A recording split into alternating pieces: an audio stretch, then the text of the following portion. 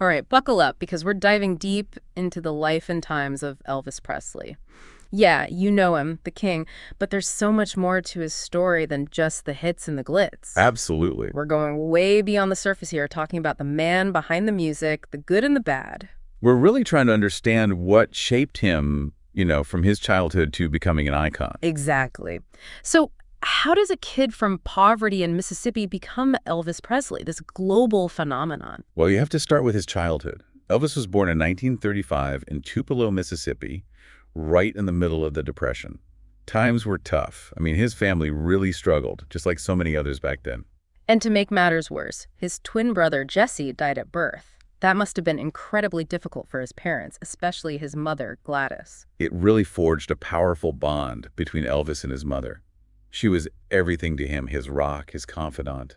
And that connection, you can hear it echoed in his music, especially those heartfelt gospel songs. It's funny, you think about Elvis, the king of rock and roll, but those gospel roots run deep.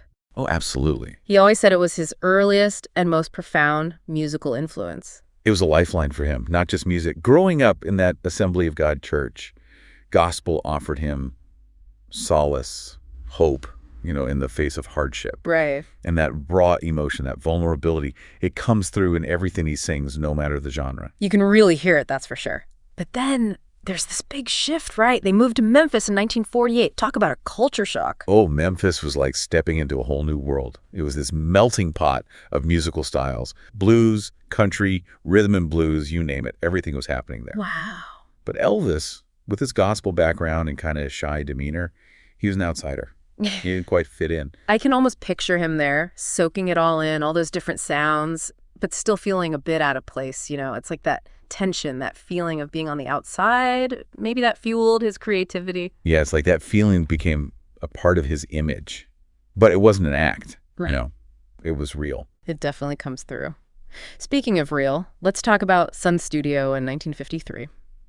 Elvis walks in, just a teenager with a guitar and a dream. Right. Like something out of a movie. It's one of those moments, where history could have gone a totally different way. Oh, yeah.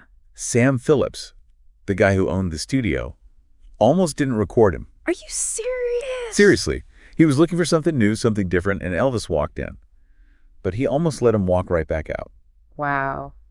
What changed his mind? What was it about That's All Right, Mama that finally clicked for Phillips? I think he heard that raw talent, that blend of blues and country. It was like lightning in a bottle, not just as a song, but this fusion, Yeah. like a glimpse into what music could be. And he wasn't afraid to move either. Those hips, man. Oh, yeah. Drove people wild, but also stirred up a lot of controversy. It was a different time, right? Yeah.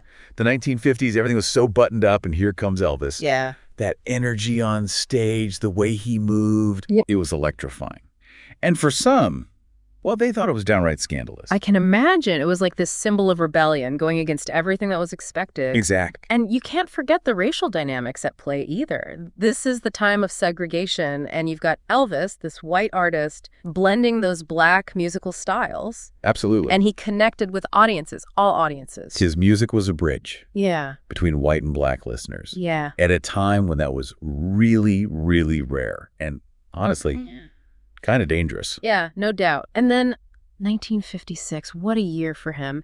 Debut album hits #1, those electrifying performances on national TV. The Ed Sullivan Show, everyone remembers that? Exactly. Suddenly everybody knew his name. He was everywhere. I mean, radio, TV, magazines, you name it. A true phenomenon. He was. But there were some pretty strong reactions, weren't there? Yeah, it was really divided, Yeah. Teens, they went crazy for him, the music, the rebellious attitude. Yeah. But a lot of adults, they saw him as this dangerous influence on kids, a threat to everything decent and good. Wild. I can't imagine any artist having that kind of impact today. It's hard to overstate it, honestly. He really challenged the norms, blurred those racial lines. It was exhilarating and terrifying for people. Right. It was a whole thing. But then in the middle of all this success and controversy, he experiences a huge personal loss.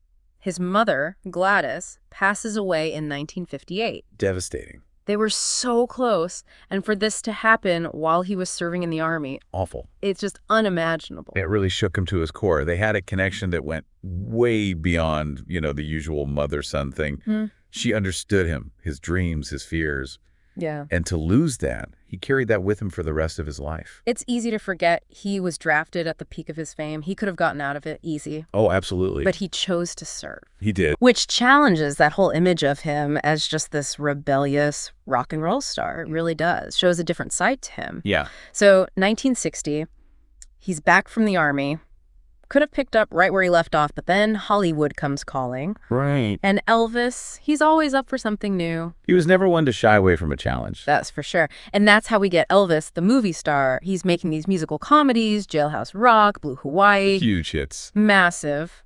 But I wonder, were those films, creatively satisfying for him, an artist like Elvis? It's an interesting question. The early ones, yeah, they let him be musical, show off that charisma. Right. But as the 60s went on, he got stuck in those formulaic roles. Yeah. One lighthearted musical after another. Must have been frustrating. Did he ever break out of that box? There were moments, flashes of that old rebellious spirit.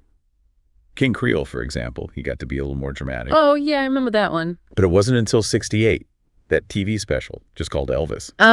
Yes. That's when he really took back control. The 68 comeback special, the leather suit, the energy. It was like he was reminding everyone, this is Elvis. Exactly. Stripped down, raw. Back to his roots blues, gospel, rock and roll. Incredible. He reminded everyone what he was capable of. Powerful stuff. But then, Vegas. Huge success, obviously, but also a lot of personal struggles. His health starts to decline. Vegas was complicated for him. How so? On the one hand, it gave him a chance to reinvent himself again. Right.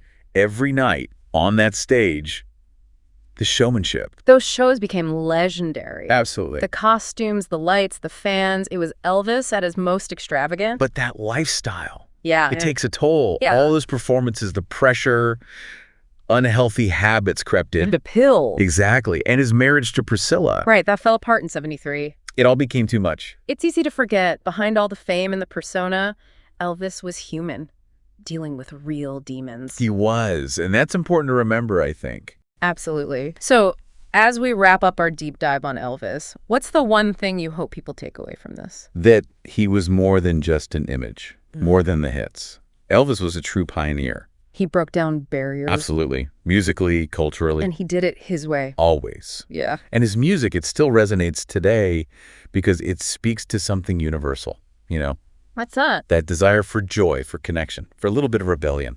Beautifully said. He was one of a kind. Elvis Presley, the king of rock and roll. Thanks for joining us for another deep dive. Until next time, keep exploring, keep listening.